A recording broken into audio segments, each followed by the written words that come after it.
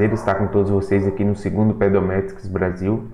Eu sou Elias Mendes Costa, sou pós-doutorando no programa de pós-graduação em Agronomia e Ciência do Solo, aqui da Universidade Federal Rural do Rio de Janeiro. Aqui eu trabalho junto com o professor Marcos Bassi Sédia, no Laboratório de Água e Solos em Agroecossistemas. E hoje eu vou apresentar para vocês o nosso trabalho intitulado How to Use Legacy Soil Data to Plan New Data Collection. Ou seja, como usar dados legados de solos para planejar nova coleta de dados. De acordo com a FAO, a população do planeta é de quase 8 bilhões de pessoas. E desses quase 8 bilhões de pessoas, cerca de 2 bilhões e 300 milhões de pessoas estão passando por moderada ou severa insegurança alimentar. Essa população, que é crescente, gera também uma demanda crescente por alimento num ambiente em constante mudança climática. O solo ele é uma chave importante, ele é fundamental para atender essa demanda. Por quê? Porque 95% da produção de alimento no mundo ela depende do solo. Então nós temos um desafio aí tremendo, que é produzir mais alimentos para atender essa demanda, mas de forma sustentável, para minimizar aí o máximo os efeitos negativos às mudanças climáticas. Então, para manejar esse solo da melhor forma possível, a gente precisa conhecer muito bem esses recursos. Só que em muitos lugares do mundo, a informação de solos ela é difícil de se obter ou ela é simplesmente inexistente, há muitas lacunas. E no Brasil não é diferente. Como vocês podem ver aqui, esse aqui é um exemplo do estado do Rio de Janeiro. Dos poucos levantamentos de solos que a gente tem, muitos são em escala pouco detalhada, o que nos dá pouco subsídio aí para manejar esse solo da melhor forma possível. E das observações de solos, que inclui além de levantamentos, trabalhos de teses e dissertações, ele também não contempla toda a área, por exemplo, do estado, e isso vale para outras regiões do Brasil também. Além disso, considerando que o recurso do solo, o recurso para fazer novos levantamentos de solos, ele é escasso no Brasil, então nós temos que otimizar e organizar esses levantamentos já existentes. Além disso, mapas detalhados de solos e observações de solo de uma dada região, elas podem ser extrapoladas para outras regiões com características semelhantes, características ambientais similares. O que nós damos o conceito de transferabilidade de modelo. Esse conceito é muito utilizado, por exemplo, quando você está trabalhando com áreas de referência.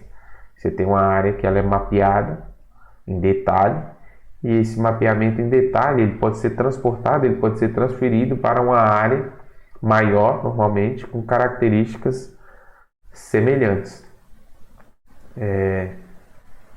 O Pronasolos, além de outros objetivos, ele busca consolidar essa integração e disponibilização dos dados, os dados legados, além de fazer novos levantamentos, planejar novos levantamentos aí por todo o Brasil e colaborar com o avanço do conhecimento das terras no Brasil, conhecimento dos solos brasileiros. Então, buscando otimizar os recursos de tempo, dinheiro, pessoa, o nosso estudo ele teve como objetivo analisar e discutir como o uso dos dados legados e a análise de similaridade de paisagem pode ajudar a planejar na alocação de áreas preferenciais para o levantamento detalhado de solos no escopo do Pronasolos RJ, Pronasolos do estado do Rio de Janeiro. Então a nossa área de estudo é o estado do Rio de Janeiro, que tem aí em torno de 44 mil quilômetros quadrados, é uma área considerável. O estado do Rio de Janeiro ele pode ser dividido em 6 regiões geopolíticas. O Rio de Janeiro ele tem uma grande variação de relevo, tanto de elevação, como vocês podem ver no mapa, mas também de outros atributos do terreno, como declividade, índice de umidade topográfica, dentre outros. Tem uma grande variação na geologia, no tipo de cobertura vegetal, no clima e, consequentemente, no grande variação de solos.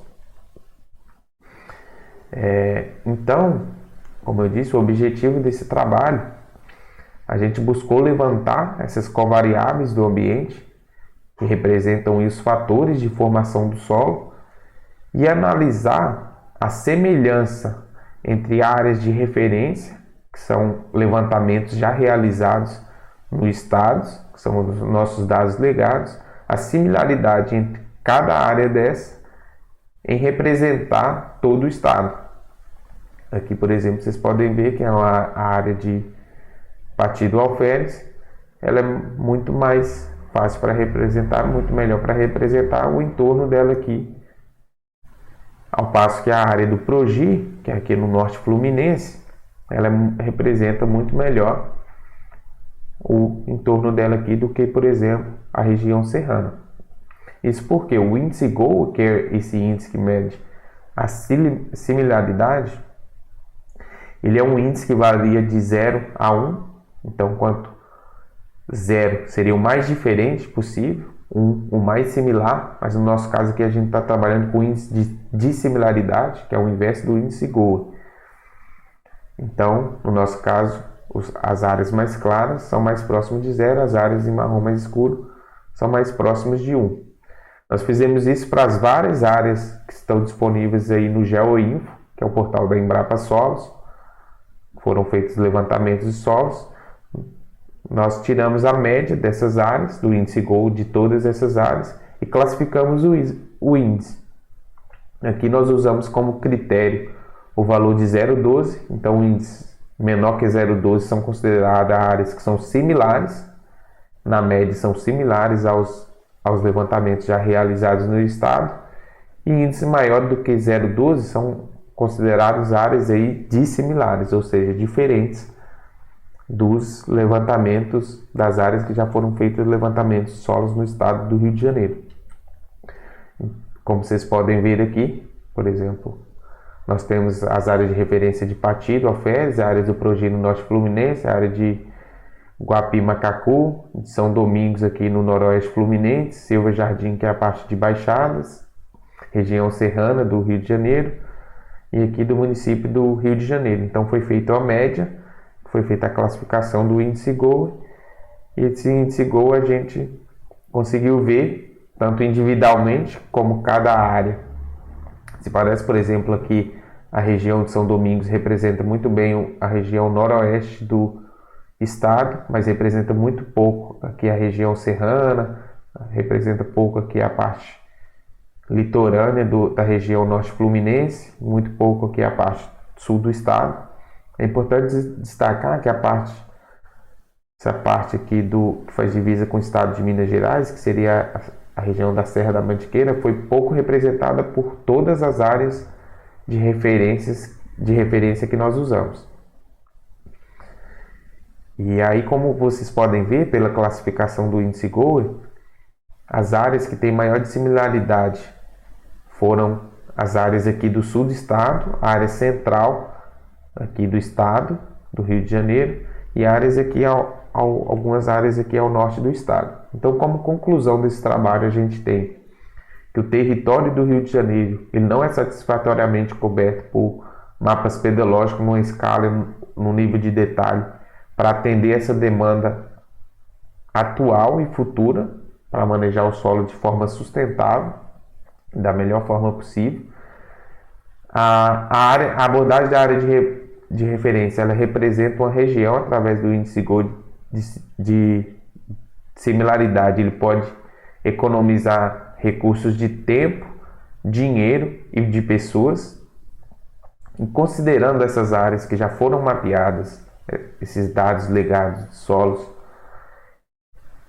as áreas com maior dissimilaridade, que seriam mais diferentes, que seriam áreas interessantes para um novo levantamento de solos, seriam as áreas de Bocânia, de acordo com Mendonça Santos, as áreas divididas por Mendonça Santos, a área de Bocânia, a Serra da Mantiqueira, a região da Serra dos Órgãos, na costa do Rio de Janeiro, principalmente a parte norte fluminense.